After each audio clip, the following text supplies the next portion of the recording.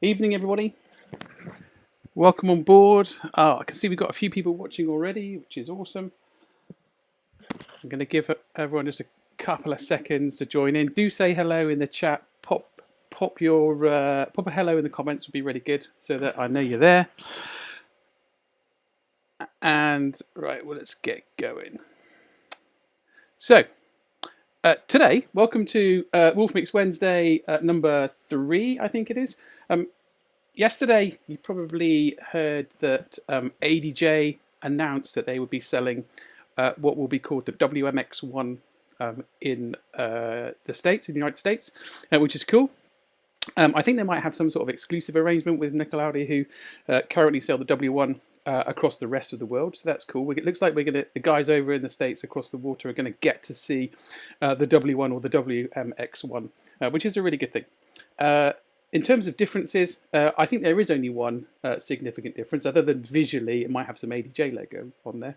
The only significant difference is the fact that the W1 ships with a license for 2 universes, and the WMX1 has just the one.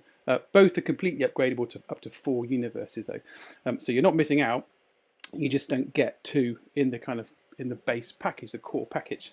But as I said, definitely you can buy those additional universes if you need them.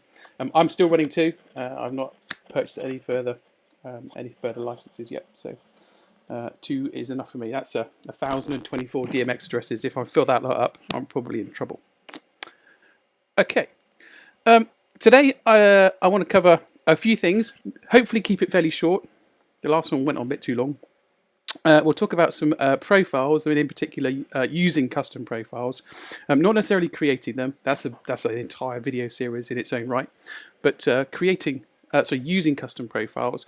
We'll look a little bit more about color, gobo, and position as well, because we looked at those in detail enough to get started a few weeks ago, but we'll just look a bit more of those in detail today. And then live edits. There's a good few people that are struggling with some fixtures because they're not typical moving heads or parkans, or they are, but they've got additional features like zoom or prism.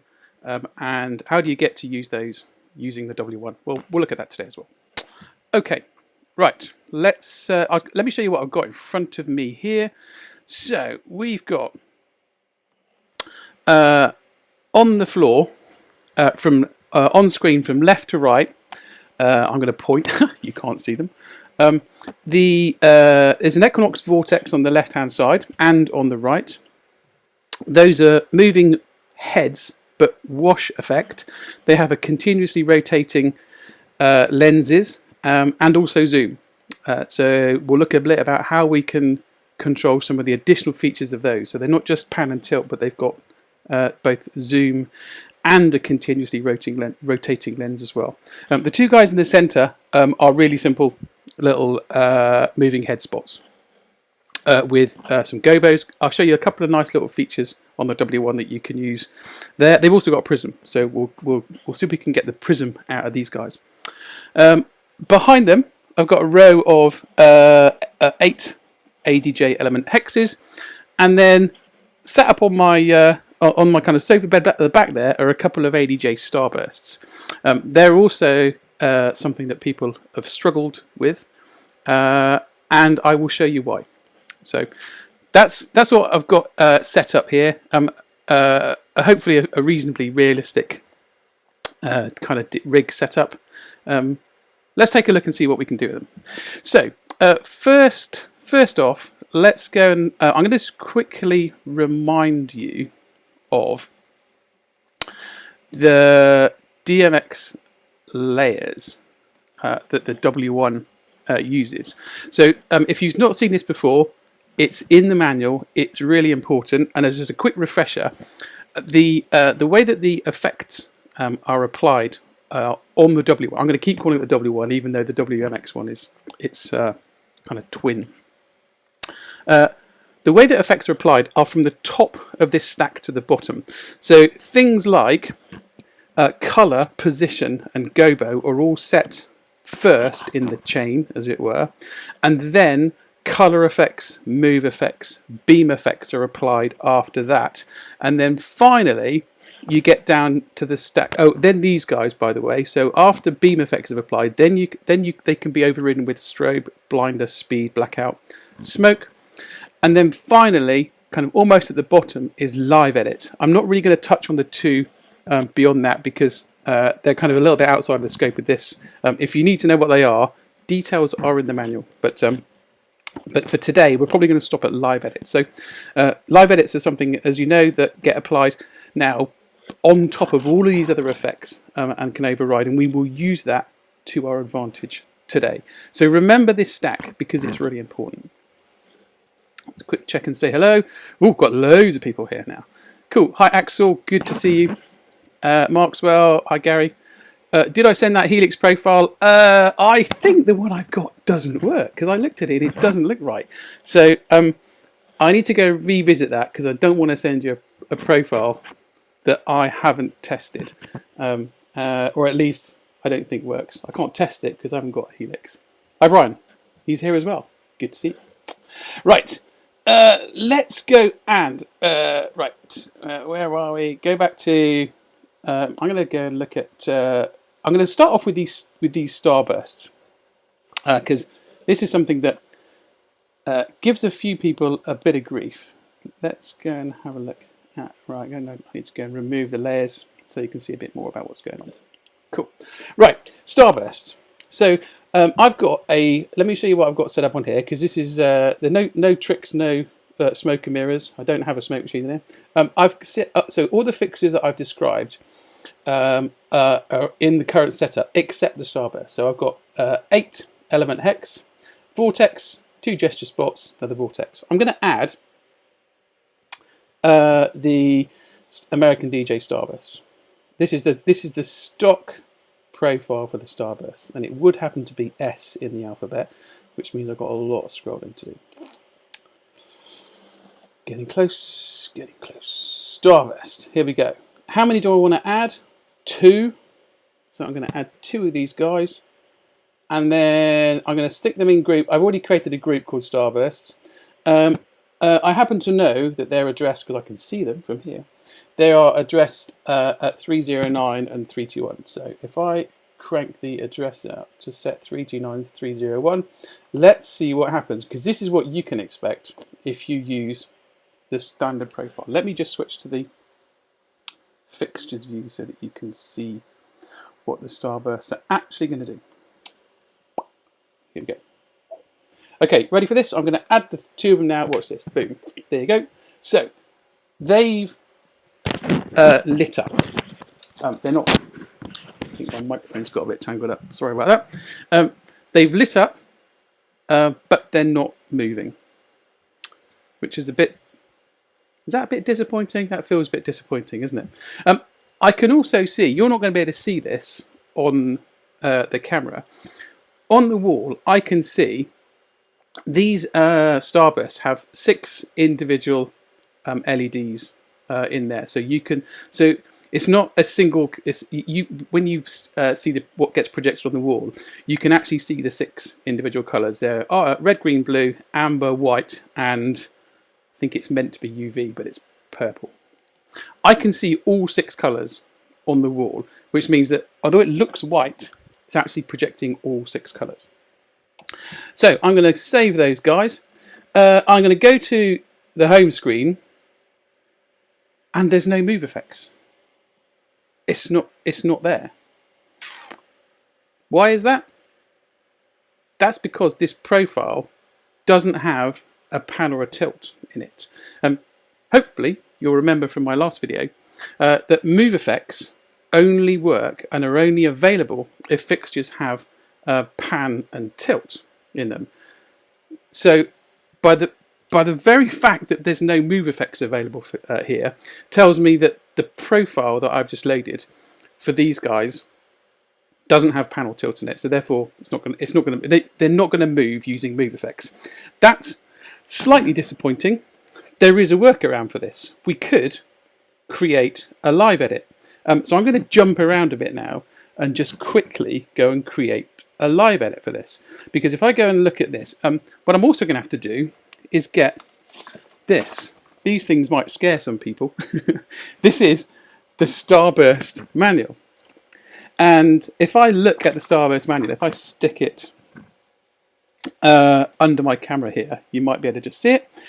It will tell me that channel 9 is called rotation, and it has a number of ranges. So 31 to 140 would be clockwise rotation.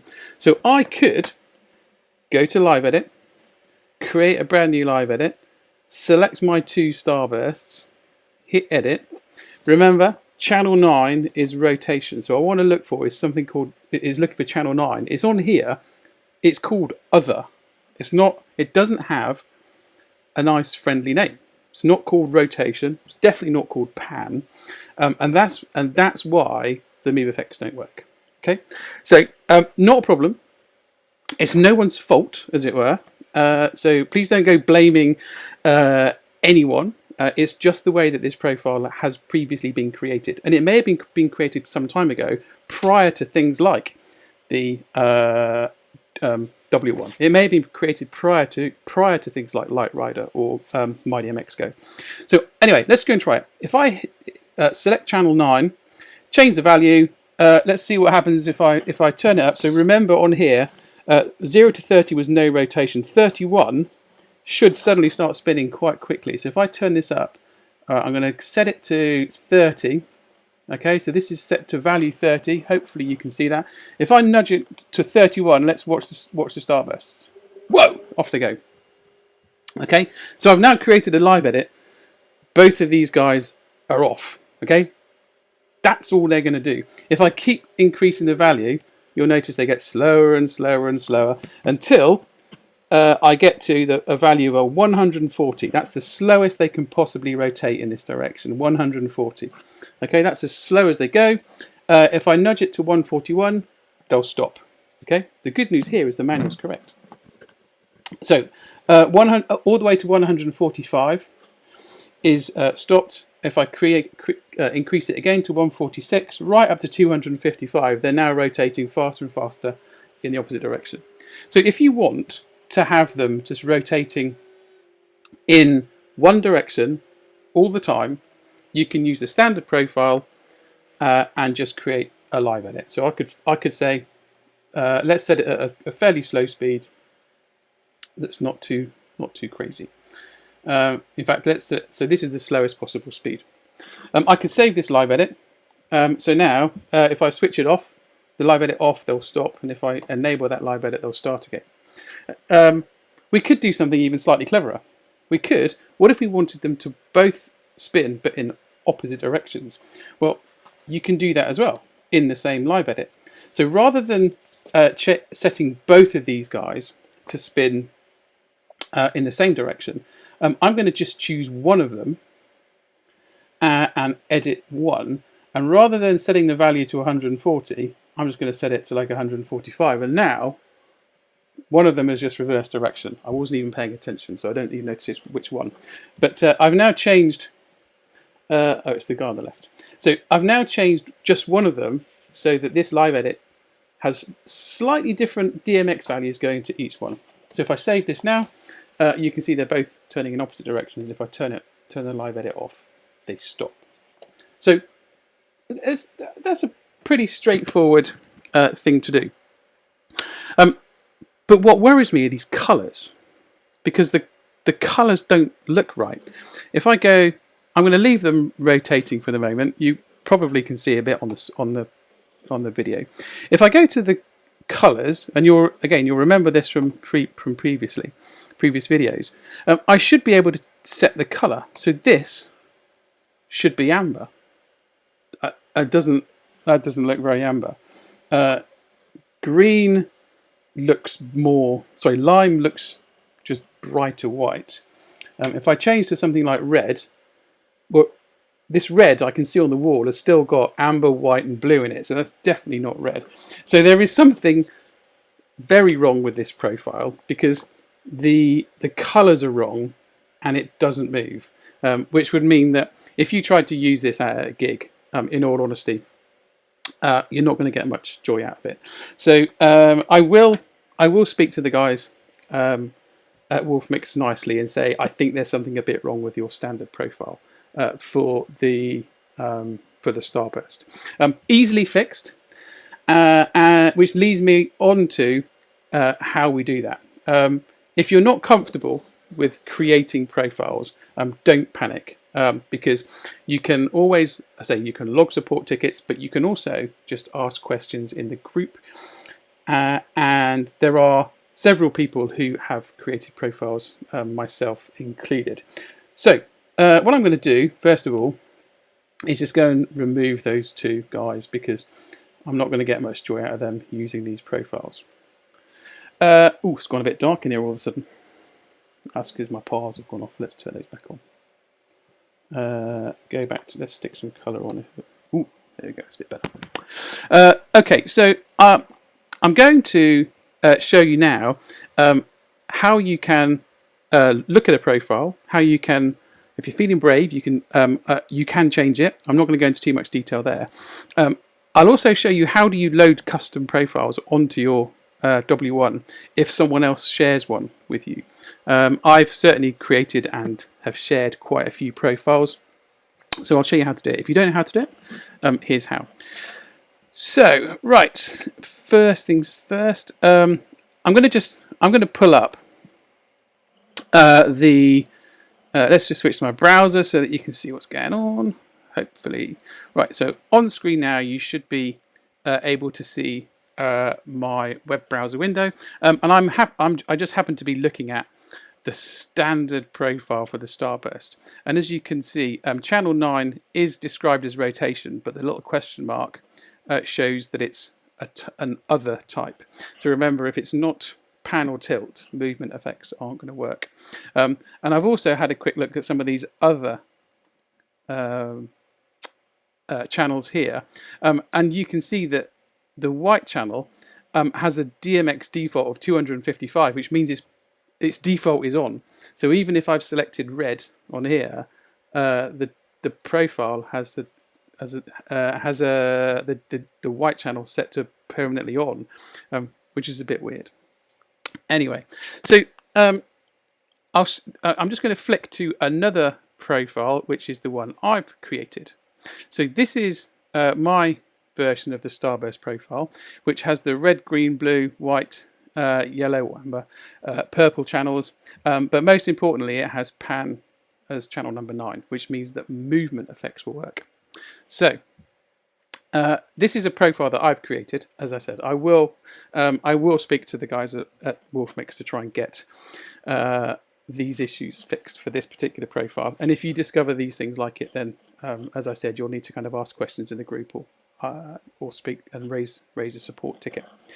But so what I'm going to do now is take this profile that's in my LightCloud account and get it onto my W1 so that we can use it. Okay, how do you do that? WTools is the answer. So you will have used WTools at least once to activate your W1, and any new buyers of the WMX1 as well will have to do the same. So let's go and hop over to WTools. Here we go, it's WTools. So this is WTools. If you haven't already got this, as I said, you kind of must have, because I'm expecting you to have activated your W1. But you download this, install it, available for both Mac and Windows. You can see on the screen here that mine is showing as connected. And I'll just show you a few things around here. Definitely go and have a look at this and investigate, because there are some really important features that you're going to need to know about. One is that it will show you on the right hand side the profiles that are, the projects that are on your W1. You can then back those projects up to your laptop, and if you do that, they will also get backed up to your LightCloud account, which means that they're safe even if you lose your laptop. Your profiles, projects will also get backed up to your LightCloud account. So that's projects. Fixtures over on the left. This is where it starts to get interesting, because this shows the fixtures that are available on this computer and the fixtures that are on the Wolfmix controller. Now, most of the time, if you use the standard profiles, they're all divided, or they're all separated out into individual manufacturers. But there is this curious one here called Cloud, and those are the fixtures that are on your Light Cloud account. I just happen to have this one on my W1, this Starburst, so I'm going to remove it. I'm going to say I don't want that one. Sorry, I should have removed it previously so that it's not there. Okay, so these are the fixture profiles that are installed on my Wolfmix controller. The box on the left are the profiles that are on my computer, and the cloud item will show you fixture profiles that are available in your Light Cloud account. So if I were to share a profile with you, it would appear in here in the cloud section with the name that I'd given it. And in this particular case, the one I was just looking at in my Light Cloud account is called Starburst Pan Roll. You'll notice it's not it's white. The amber color here, or the kind of orange, the Wolfmix orange color, shows fixtures that are installed on my W1, but the white one shows fixtures that are not. So I'm going to click Starburst Pan Roll because I want to sync that to my W1.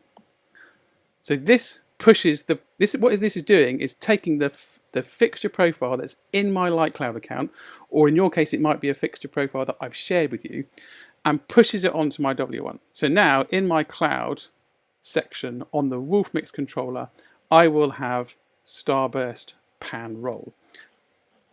Good news. Okay, so I'm hoping that this is going to be a slightly better experience. So quick recap there. If you're wondering what cloud is, cloud is your Light Cloud based fixture profiles.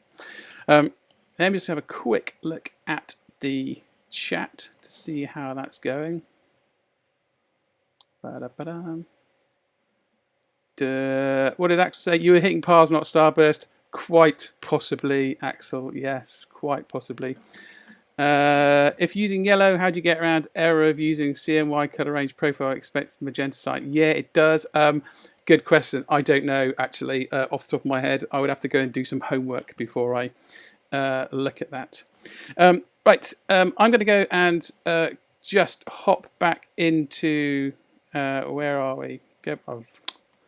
Okay, let's go back to the fixtures and my W1. Right, okay. So, hit the home button, and I'm going to go and add these starbursts again. Right, so I'm going to go to fixture screen, hit add. Right, I'm not going to choose American DJ because that's the standard profile. What I'm looking for in the brand list, as it were, is cloud. Here it is. Cloud. So these are the profiles that either I've created or have been shared with me. So now I should on here find Starburst Pan Roll. Here we go. How many do I want to add? I'm going to select 2. I'm going to hit the add to button. I know that I've created 2 modes in this fixture profile, and for this demo I'm going to use mode 1. Click group D. Set the DMX address. What did I say they were? 309. Right, go and set these up to go back. Here we go. 309 for the first one. Here we go. Boom. Okay. That's looking slightly better. They're rotating. That's a good thing. Okay. Maybe not ideal. I'll explain in a moment. But at least they are. They look like they're doing the right thing. Right. Let's go and have a look at colours now. Axel's quite right. Let's go and make sure that we choose the right thing. So, okay. Amber, that's looking better. You may not be able to see that. That's looking a whole lot better. Lime, that's definitely green now. Okay, so we might be in business here. Red, perfect, just red. There's no other LEDs being flung around the room. Presumably the same is going to be true for green and blue. So colours looking a heck of a lot better. White, I would expect all of them to be on. So I'm not going to faff around with that too much because the colours are looking a whole lot better. What's slightly curious is the fact that they're now rotating. And I'm going to go back to this user manual. So I'm going to stick it underneath my camera. Hopefully you can see it. So rotation, I'm sorry that you guys are going to have to go and read the user manuals for your lighting fixtures, but you're going to have to. Because this is the only way that you're going to find out how they actually work when it comes to DMX. So if I look at rotation, 0 to 30 is no rotation. And then the clockwise rotation, faster, slow, stop. If you look at these individual address values, what's happening at the moment is that these are sat exactly at, I'm going to guess, 50% in this channel. This channel at 50% of half of 256 is 128. So that means it's the DMX value going out to these fixes is probably, I'm going to guess, 128, which is why they're somewhere in the clockwise rotation nearer the slow end. There's a few things that we can do. What I'm going to do at the moment is just try move effects and see what actually happens. So if I enable move effects for D, they're actually doing something. That's quite impressive. We've actually got some joy out of it. I'm going to guess there's a bit of something going on because they're a bit. Are they doing the same thing? They are pretty much doing the same thing. They're slightly out of phase, but that's not so bad. Let's go and have a look, because what I'm going to do here is fix this problem of why do they move when I've got no movement effect selected. Why are they continuously rotating? I'm going to turn the colour down a little bit because that's a little bit on the bright side for me in here. Okay. Let's go back to. I'm going to go back to fixtures for this because if you remember last week we talked about fixtures and we talked about limitations. These. Oh blimey! I've now been blind. Oh crikey! You've been blinded as well by these things. Let's go and turn these guys down. Right. Let's turn these moving. It'll be those wash. Gets me every time. Turn these wash down so we don't get blinded by them. Right. Go to. I'm going to go to fixtures, choose the 2 Starburst, look at limitations, and I'm still being blinded by the flipping things. On the screen here, I am going to have to go and turn those right down because that's just too mad. Where are we? Sorry, not on home screen. Let's go and turn these. In fact, might even turn them off because let's just give it 1 or 2%. Right, back to fixtures. Select the 2 Starbursts, look at limitations. Right, that's better. At least we can vaguely see what we're doing. There's some maths involved in this to be able to solve this problem. And I'm going to do this just to show you that it is possible. I'm hoping you managed to follow along. But what I've done here is I've looked at this and realised that all of the movement effects occur between the values of 31 and 255, which means that what I really need to do is limit this fixture to only operate within those values. So only use values from 31 to 255. If you do the maths on this, you realise that 0 to 30 is about 12%. So I'm going to turn the min pan up to about 12% on here. I will explain the maths in this when it probably in the group because it's pretty straightforward. Yeah, if I effectively set a limitation to avoid that first segment of 0 to 30, so no rotation, so that now the values can only range from 31 to 255, the midpoint of that is stopped, and hence why you can see over there on the old fixtures themselves that they've stopped. So a little bit of clever trickery there, which involves understanding the manual, doing a little bit of maths, working out the values, but therefore limiting the pan range of these guys. You can get them to do what you want to do. And the purpose of this video really was to say you can generally do this with all of these things. It's just you often have to read the manual, do a little bit of maths, work out whether limitations are going to help. So I'm going to go. If I go back to the home screen now. And select apply move effects, you'll see that these guys now move perfectly in sync. And I'm going to guess that the movement effect I've got is yes. If I look at the order, they are from the center outwards. If I were to change this to be from left to right, the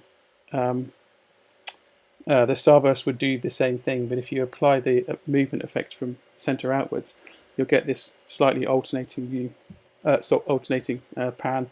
That might be a bit fast actually, so I'm going to turn the speed down a little bit, because I think I mentioned this last time. You have to remember that the W1 can send DMX commands out very, very quickly. It's highly unlikely that your moving heads or any other moving fixtures like Starburst can keep up with that, because mechanically they just can't move quickly enough.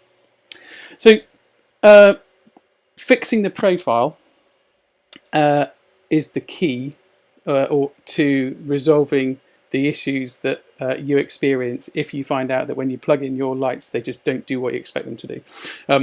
And again, I know I keep saying this, but I'll probably say it until I'm completely bored. But if fixtures have to have RGBW channels or amber UV to make any color, or they have to have a color wheel. To move, they must have a pan and tilt channel. If they don't have a pan and tilt channel, they're not going to move. Move effects will never make them move. So that's the key or the secret. Oh my gosh, no Urban Cookie Collective jokes. To getting these things to work. Okay, what if you do want them to do something different? What I'm going to do now is activate move effects for my moving heads and sorry, both types of moving heads. There's moving spots and moving wash. I'm going to turn the speed up a little bit so that you can see what's going on.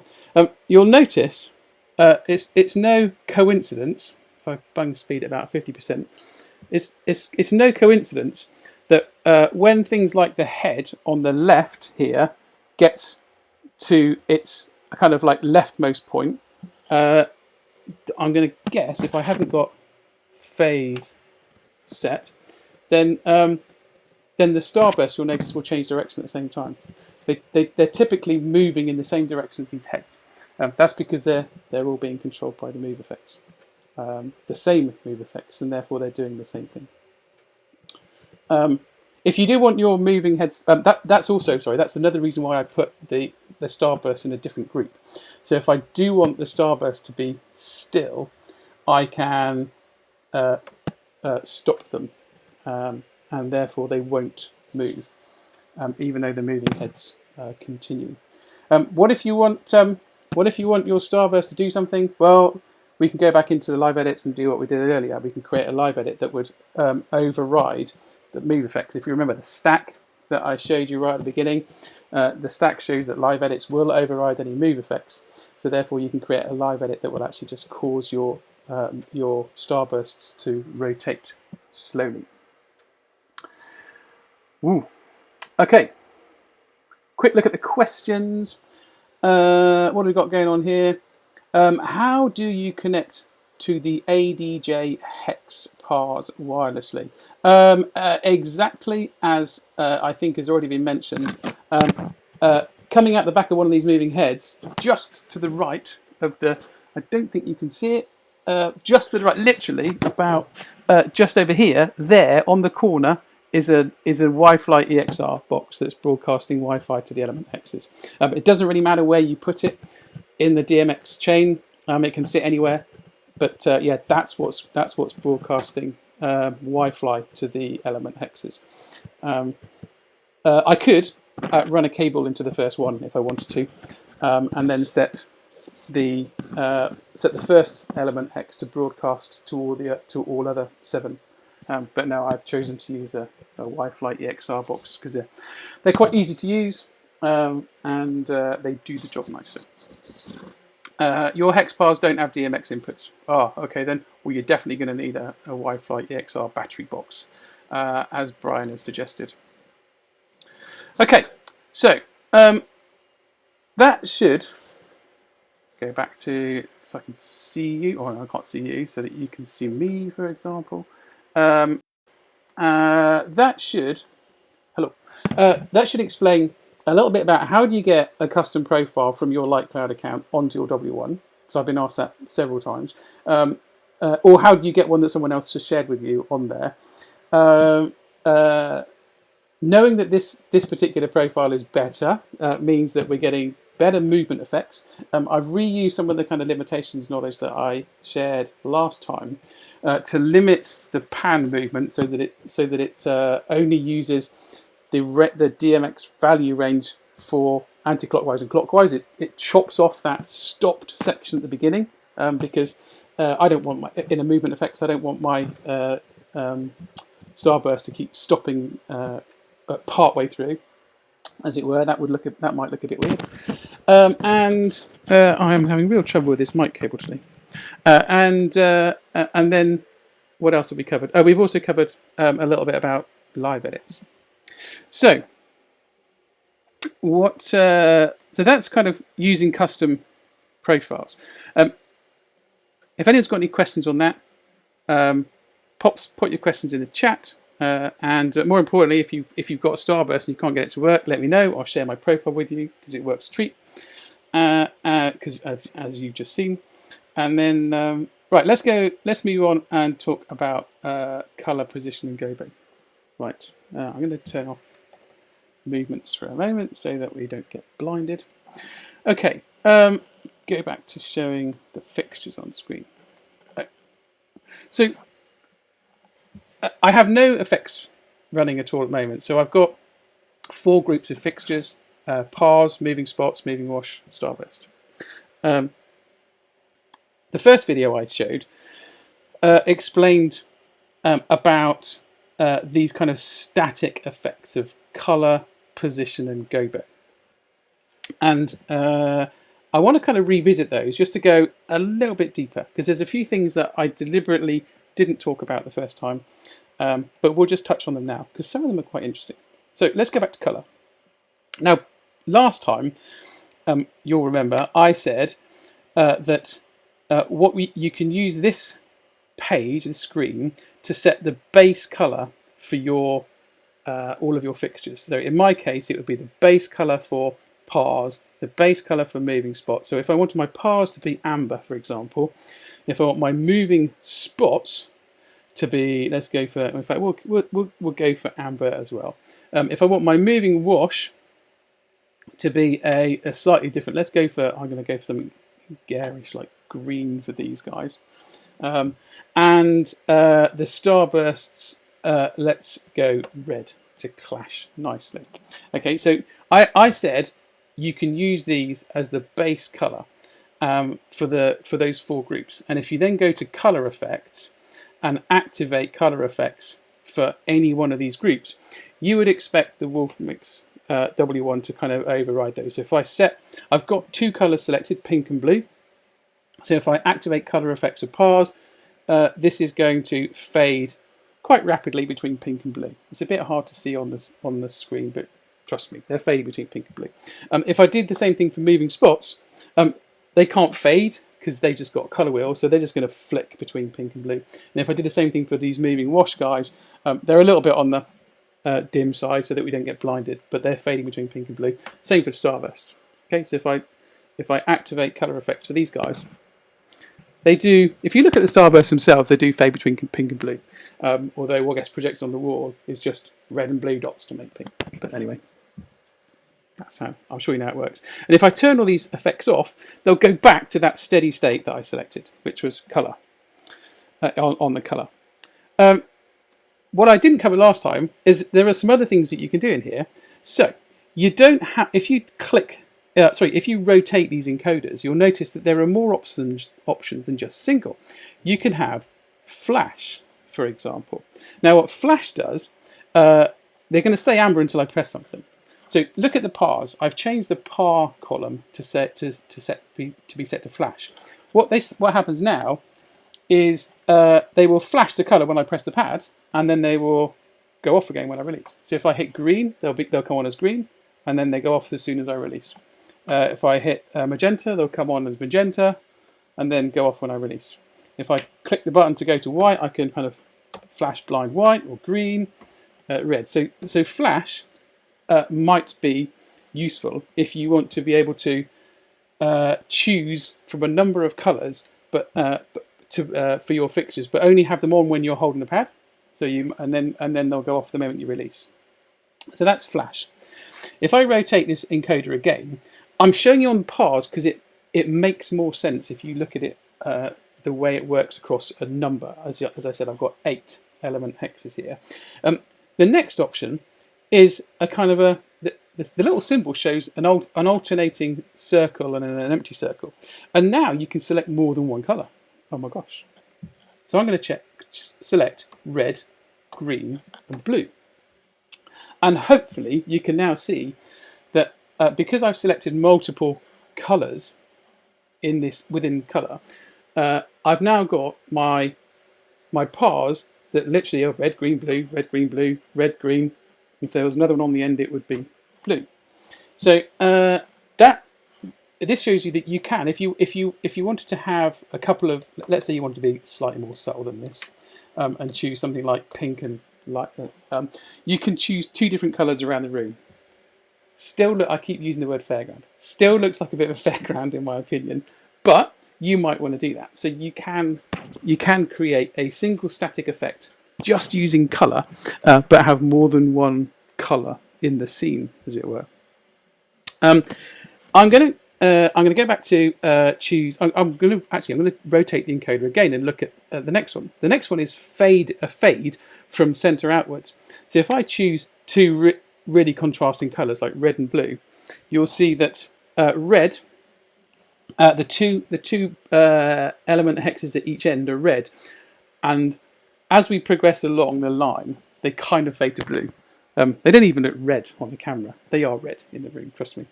But they kind of fade from red to blue. And if I switch this again, you'll notice there's a kind of an outwards pointing set of chevrons.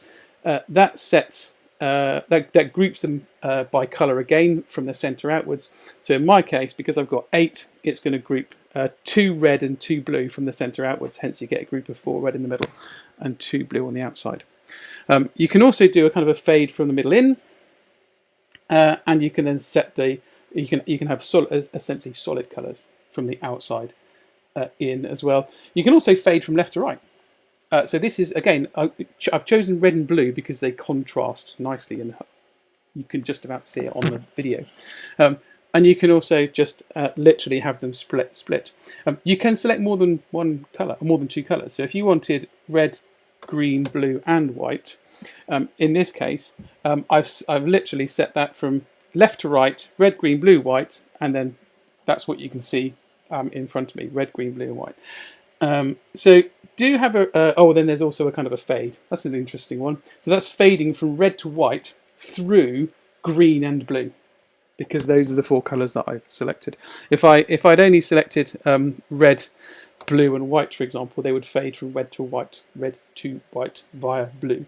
But if you introduce green as well, it'll fade between those. So there's quite a lot of options in here, and then eventually you'll get back to single, which means that they will all be a single colour. I know that there's loads of colours selected here. I'm guessing, well, I know that they're clearly not all selected, and if you turn them all off, you can only ever go back to selecting one again. So you'll now notice I can only select one colour. But do have a look through some of those effects because they are quite useful. They might actually be useful for some static scenes.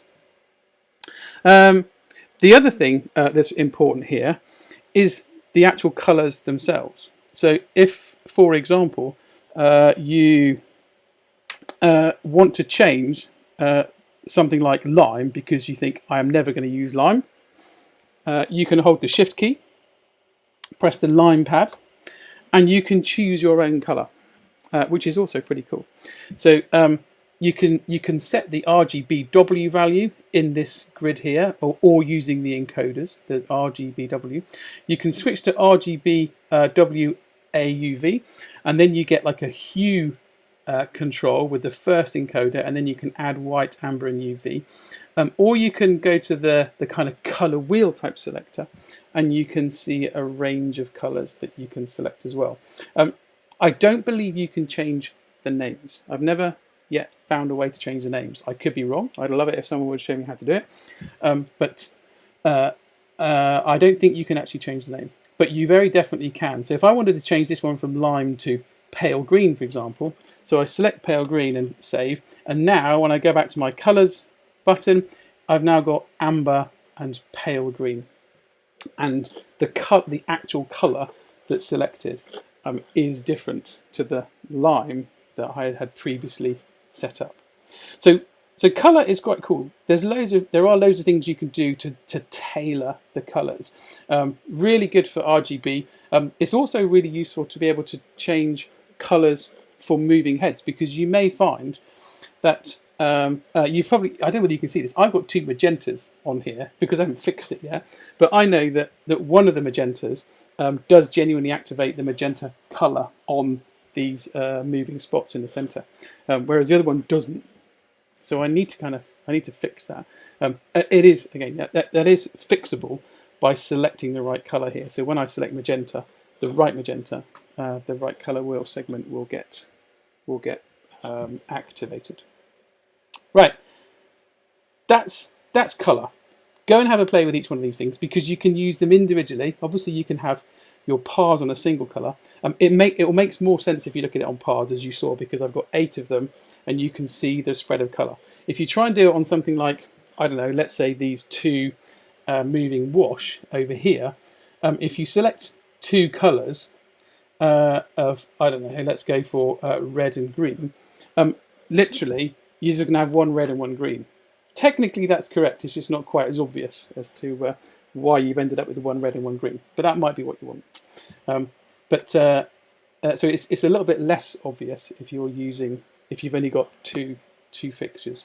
A whole range of par cans makes it really obvious what it does. Okay, anything on the old right? Chris MDX. It's possible for ADJ Chaos. Can you use a Chaos? I don't own one, so I can't say categorically yes or no. I do know what the Chaos is, because I think Axel was talking about it earlier. It's got I think it's got a continuous rotation, but it's also got it's a triangular shape, isn't it? So it's got 3 arms that can tilt as well as rotate. I'm going to guess, just from experience, that the profile may not be set up to do that, but I don't know. Well, we could have a look at some point.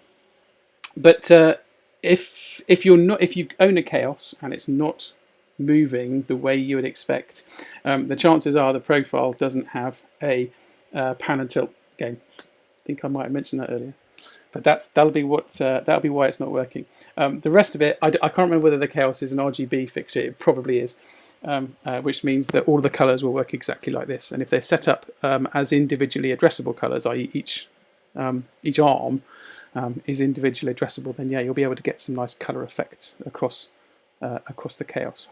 I want to be able to handle a moving head quickly without going to programming and reset button. I'm just trying to work out what that means. I want to be able to handle a moving head quickly. I'm sorry, Lauren, I don't actually quite understand what you're asking there. I might come back to that, or maybe someone else can have a quick chat with you in the channel here and see if they can get to the bottom of what the question is. I'm struggling with that one. My apologies. Right, so that's colour.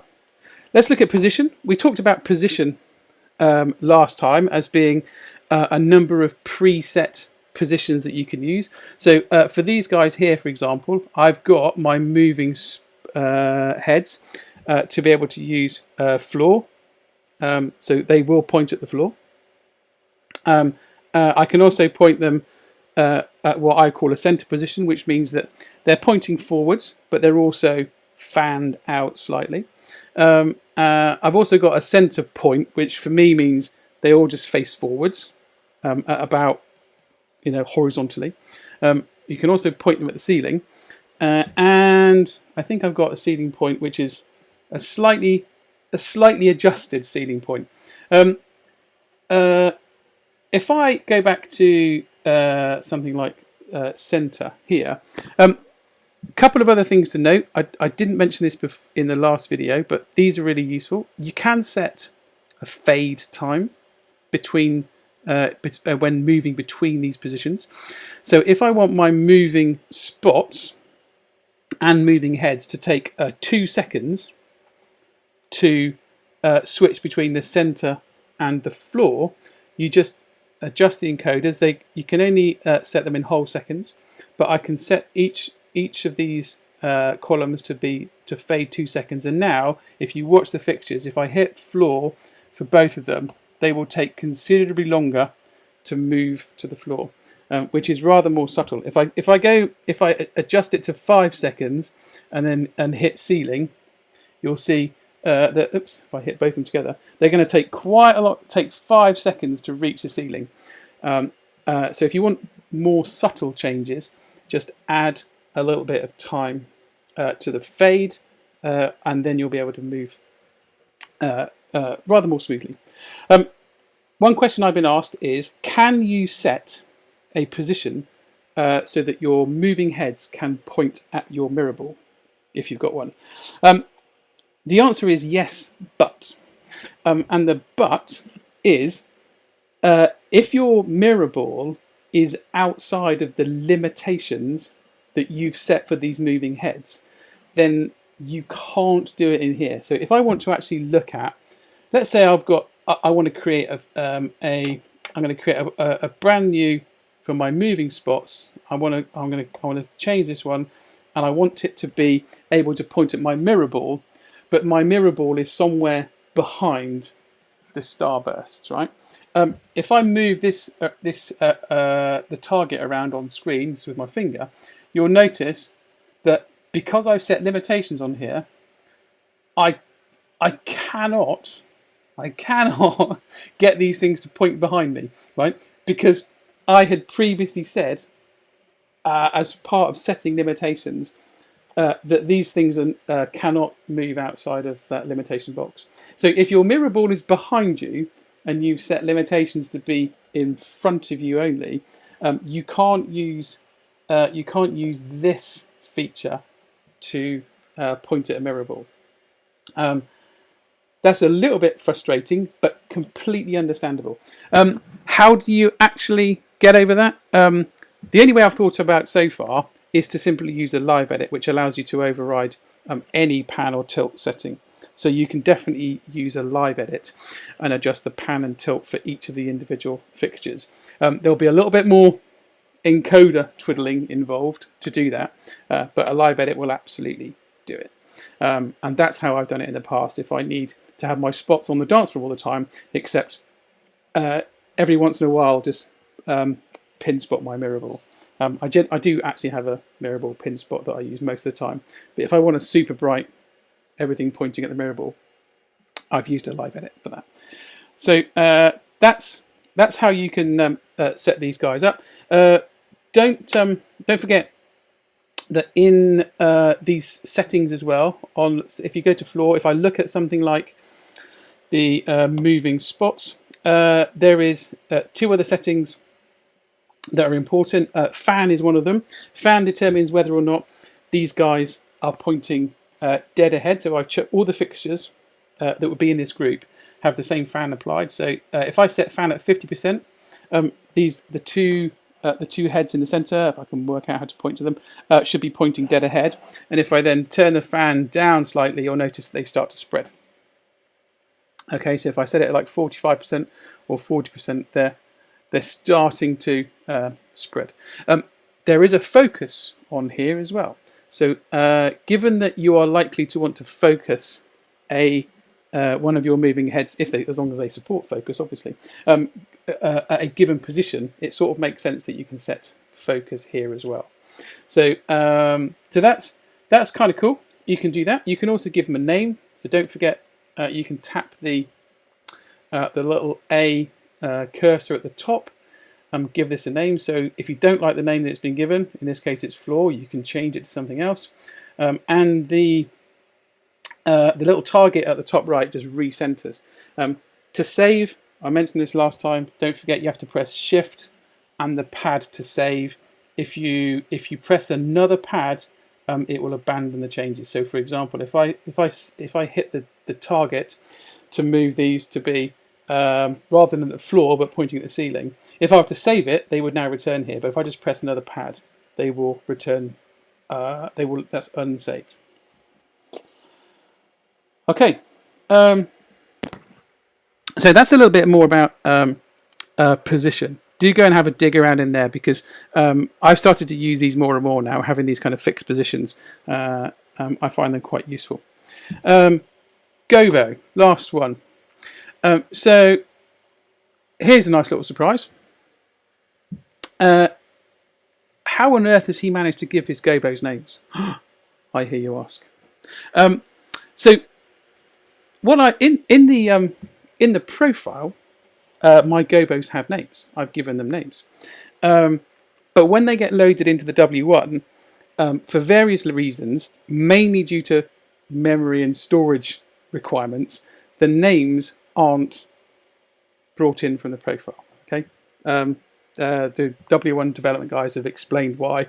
Makes perfect sense. It's a bit annoying, but it makes perfect sense. So, but however, you can go and rename them on the W1 yourself. Now, I don't know about you, but my Gobos don't change very much. So, I've renamed them. Now, how do you do that? Well, first off, when you look at Gobos on here, the W1 will pick a number of Gobos and just kind of include it in the list. So you can see I've got 1 to 5, and if I click the encoder, you get 6 to 10. These guys have only got 7 Gobos in them, so hence 8, 9, and 10 are always going to be blank because they don't exist. Well, actually, that's not true, because these guys do have a feature where the Gobo can shake slightly. I will show you what that looks like. If you want to change Gobo, guess what? You just hold Shift, and so this one is. The focus on the floor is appalling because it's so close. They're supposed to be stars.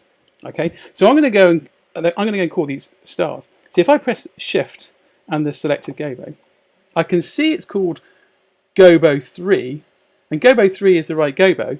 But I can also hit the little the name picker at the top and change its name.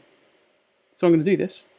I'm going to call them, these are stars, and let's see how my typing fares today. So if I change this to stars and then hit the save, Shift, it's changed the name to stars. So I no longer have to remember what Gobo 1, Gobo 2, Gobo 3, Gobo 4, Gobo 5. Same with these guys down here. So I'll show you what I mean by some of the alternative Gobos here. So this one is I'm going to change this Gobo here from rather than just being open. You can't see it on the floor; it's just open. There's no actual Gobo selected. I'm going to hold Shift, and I'm going to select this Gobo 1 here. Now you can't see it on the floor. That's really annoying. But what's happening is the Gobo is shaking very slightly.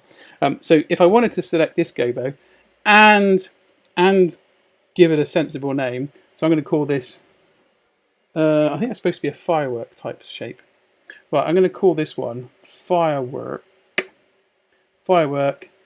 I'm going to put an S on the end of it just to remind me that it shakes. So now, hit Shift and save. So I've now got a Gobo called Firework S, which, if you could see it on the floor, honestly, Gobo is shaking very slightly. I've now got a much more meaningful name on the screen. Because I don't know about you, but I'm rubbish at remembering all these things. I've got enough to remember as it is, without having to remember what Gobos are in which slot in my moving heads. Other most important thing in here is rotation. So Gobo rotation is also set here. So I've got these set at like 9%. You can't quite see it. You still can't see it on the floor. But yeah, you can adjust the Gobo rotation here, which is also really useful. Okay, so that's a little bit more about Gobos and how you choose the Gobos that you want to appear in this list, and you can give them names if you want to. So I think that's pretty handy. So there we go. So we've covered now. I'm going to go back to remind myself what I said we were going to talk about. we've covered using custom profiles, a little bit more about color, position, and Gobo. Right, let's go and talk about some live edits. I bet Nick's waiting patiently going, how the hell do Prism work? Right, here we go. Back to find my way around here. I've got way too many screens. Let's go back to here. I'm going to switch that Gobo because that was quite. I don't want it to be bouncing around all over the place. Right, live edits. So you've got a fixture that's got something like a prism. How do you make the prism work? What if it's got two prisms? How do you choose between them? The answer is you're going to have to create a live edit because there is no method. There are no encoders, no buttons, no pads that will allow you to select prism on the W1. There's also no pads or encoders that allow you to select zoom either. You may remember at the beginning I said the two guys at the end here have got zoom. In fact, I'm going to point the camera down slightly so you can see what they're doing. You're not going to actually work out what the heck it is doing, but my camera's a bit blurry. But so let's create a quick live edit for a prism. Right, I'm going to go to live edit. I'm going to choose. I'm going to choose the first one, and I need to for the first one. I'm going to apply prism to these little mark gesture spots. So I'm going to select the two, tap edit up here, and I've got a channel 11, which is prism. Now somewhere, this is when, again, I kind of make no apologies for this. Gonna have to read the fixture manual because I need to know how do I make the prism work on this. I might have it on my screen actually. Got a feeling I put it on the screen. Oh, I did. Right, here we go. I'll stick it on the screen. You can see it. Right, here we go. So here's the user guide for the Mark Gesture Spot 300. Now discontinued. The 400s and 500s look quite nice though. So 13 channel operation. It's got pan fine, tilt fine, dimmer, shutter 7. None of those look any use to me. Color wheel, loads of cool colors. Gobo wheel. Here we go. Shaking. Gobo rotation. Prism. Here we go. Prism. So it's 11, which is exactly what it says on the screen. So on the Wolfmix screen. So 0 to 127 is no function, but 128 to 255 applies a prism effect. Right, brilliant. Let's go back to my fixtures so you can see them. And right, so what I'm going to do is I'm going to go to prism. This one is currently set to a value of 128. So the manual, if you remember, said that it had to be a value of, was it 128 for the prism effect to be applied? I think it was 128. Oh my gosh, look, check this out. So here we go. So 127, a value of 127 on prism is no, it clearly is, there is no prism on the floor. If I switch to 128, you can see the prism gets applied. Boom. Okay. So that's all I want to do. All I need to do is save this value to apply this prism. If you have an effect like the fusion spot, which I think is what Nick has. I think he's got some of these guys. Where's it gone? Go and find it. If you've got some of these have got tons of cool stuff in them. Right, I'm going to go down and find it. I'm going to read Nick's manual for him. I'm going to scroll down here, find the DMX chart on the left-hand side. DMX charts, here we go. We must be getting close now. Right, so I don't know whether he's got them running in 14 channel mode. That's probably about right, or is 18 channel mode. Right, somewhere in here it's going to be the values of prism. So we'll all read Nick's manual for him. Here we go. Right, so look, 0 to 7. So this is where you'd set a live edit. So you would need one live edit to set a circular prism. So you need to set the live edit value to be somewhere between 8 and 99. You need to create a second live edit to set it to a different value of 131 to 255. Then you would activate prism number 2, which is linear. So the answer to Nick's question is you're going to need 2 live edits, one for the first prism and one for the second one. You don't need one for no function, because if you haven't got a live edit to change it, the default will be no prism. So you kind of you turn the live edits off to clear your prism. Let me go and save this one here. Let's go back to. So I'm going to go back. I'm going to give it a name because I don't want to forget what this live edit does. Where are we? Prism. I'm going to call it Prism. And hit the save button. So now I've got one live edit, and if it's on. Can you see what I'm doing there? No, you can't. That was a bit pointless, wasn't it? What I did, I selected the two gesture spots. I went into the name and gave it a sensible name of Prism. So this live edit is called Prism. And all I did was set the actual Prism value to be 128, because that's what the manual says activates Prism. In fact, I could have chosen any number between 128 and 255. Would have worked. You'll have to read your manual to find out what your values need to be. So go back here, save this, hold Shift, hit the pad. So I've now got a live edit. If you can see, if the live edit is on, the Prism is activated on the floor. If I turn it off, Prism goes off. If I had posh fixtures that had two prisms, I would have to create two live edits, so that I could choose which one. I've also got no idea what would happen if you activate both of them. One would probably, they'd have a little bit of a bun fight, and one would win. So you'll have to work that out yourself. That's how you create a live edit for Prism. And the same is true for these moving heads on the left and right, which have a continuous rotation lens and zoom. So if I wanted to create a nice slow rotating lens scene for those, let me go and just go and set a better position so that you can see. So I think I want center point for these guys. So they're pointing forward. So you might be able to see them a bit better if I do that. I also set fade to 5 seconds. That's why it took so long. Right, live edit. So I'm going to go and do the same thing for these guys, because I want these two fixtures on the left and right to have the lenses rotating slowly, but also I want them to be zoomed out, because at the moment they're zoomed right in. And I think they're currently set as a. No, actually they're looking all right. Let's have a look. Right, choose a blank live edit. I want to select this vortex,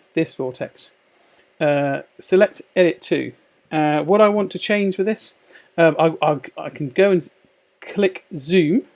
I don't know whether you're going to be able to see this. Yes, you can. Look at that. So I can choose the zoom value on here based on just by turning the encoder. So I can use this encoder now to select the zoom.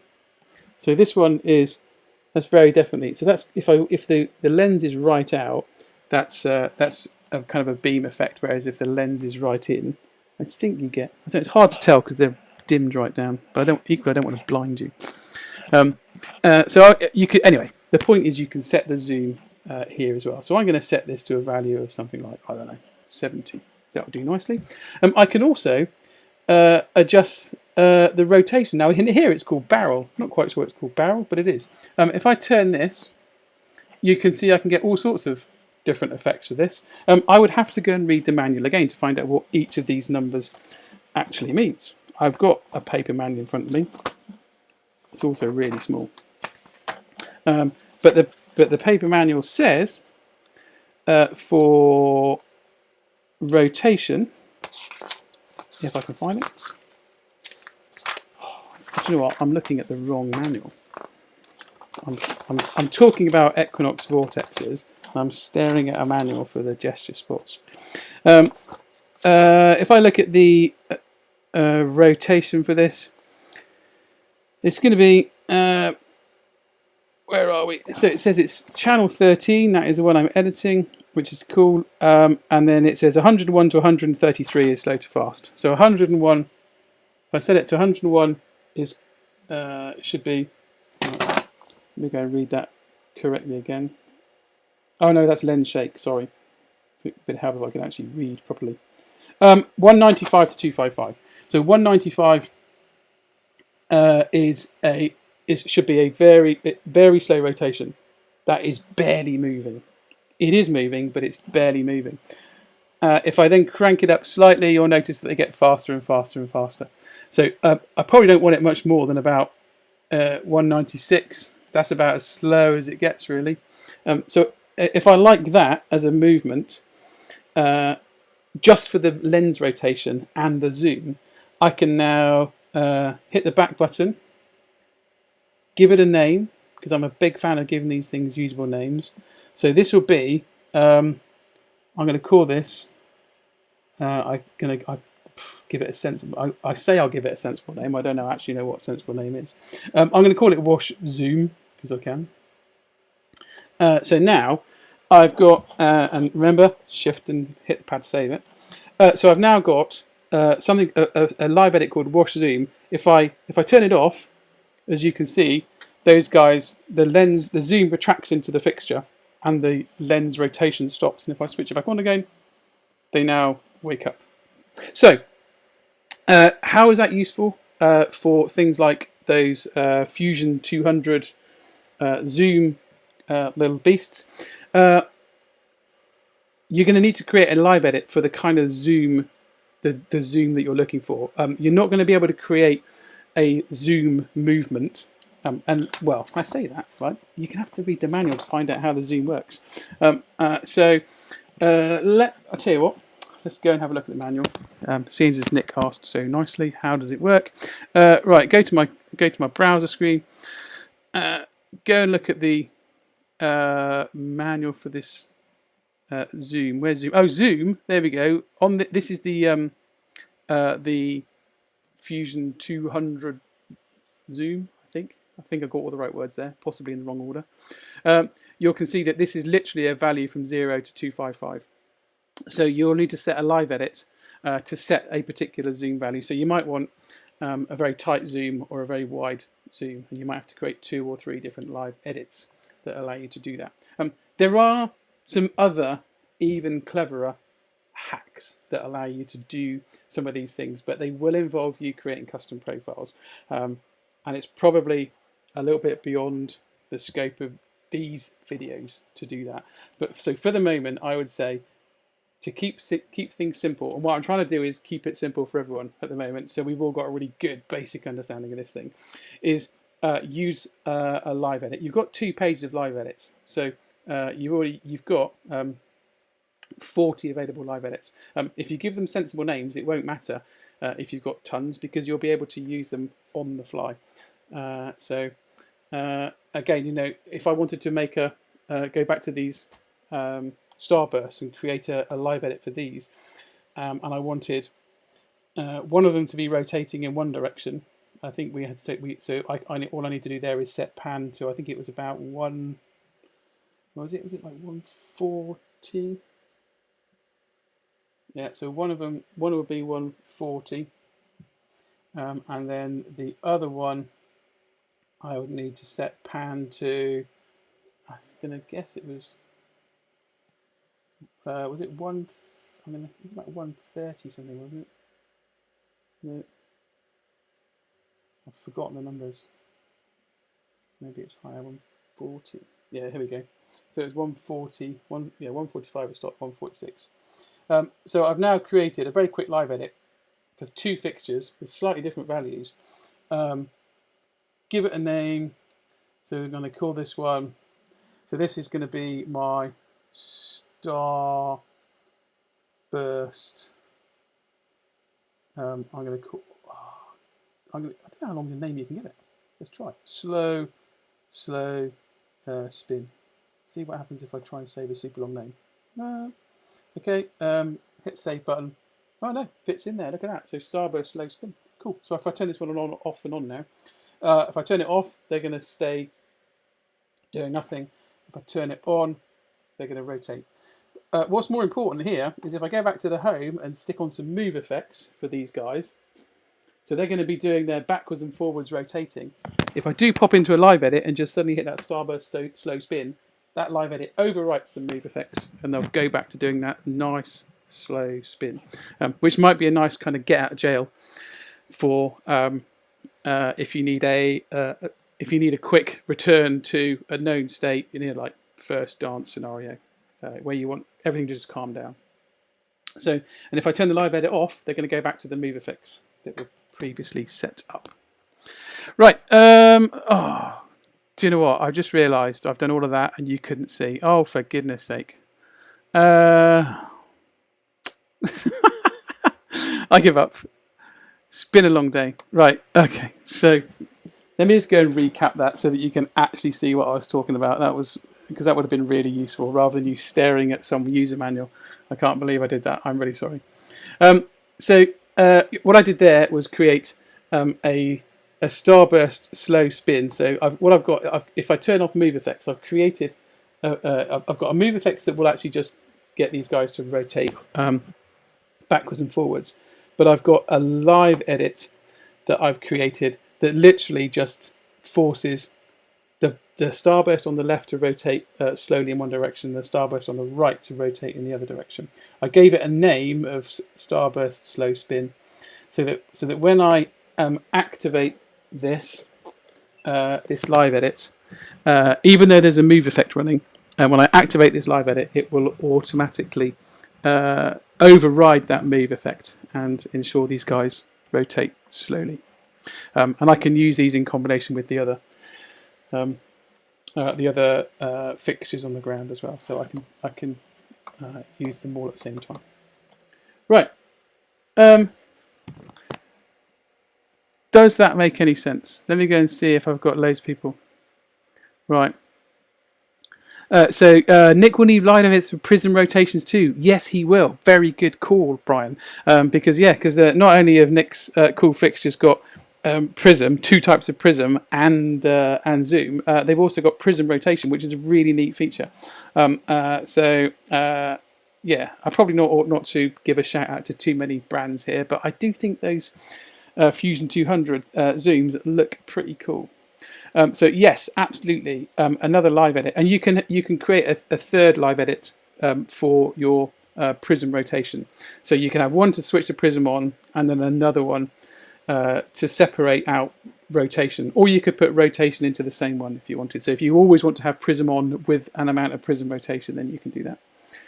Don't live edit colors, Gobo's positions, Nick. Yeah, absolutely, very good advice there, because live edits can really wreak havoc with all of the other settings that you've created, and they really should be used kind of sparingly as an overlay to movement effects to the static the static settings of color, position, and gobo, as well as overlays to color, move, and beam. If you start applying live edits to things like pan and zoom, unless you really know what you're doing, you're going to stop loads of stuff from working and then probably tie yourself in knots. So, yep. Quick look. I don't think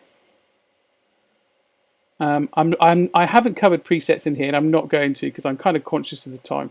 And I said I was going to keep this short, and it still managed to go on for an hour and a half. Goodness me. So Gary said live edits are overlays. Make your presets that contain certain colors Gobo. Switch on live edits and then resave the preset. And live edit will always be saved as well. Yes, it will. So yeah, Gary's absolutely bang on. Live edits are definitely, so if you've got a live edit activated when you save a preset, they will be saved as well. Okay. I'm gonna stop there because I'm starting to lose my voice. And I think I've covered all of the things that I wanted to do today. So we've had a look at some custom profiles. We've looked at a little bit more detail on color, position, gobo, and then we've had a quick dig into live edits, particularly for things like prism, zoom, and how that I've used it in this particular case as a very specific override for the rotation on these starbursts, so that they are doing what I want them to do. I hope that was helpful. I think that's going to be it for me for now. And so, yeah, thanks for tuning in. I will have a look and have a think about what we do next time. If you've got any suggestions for these, I'm always up for you asking. If you've got any specific fixtures, then always give them me a shout. Although the chances are I definitely won't have most of the fixtures that you guys have got, because I'm sure we've all got a very different range. But what I should be able to do is show you how to solve your problem using the fixtures that I do have. And I'm very aware that several people keep asking me questions about warlocks, and I still haven't got mine back yet. One of them is ready to come home. I've just got to go and collect it. So that's good news. Right, that's it for now. I'm going to say thank you very much and good night. And thanks for watching. Take care. See you all soon.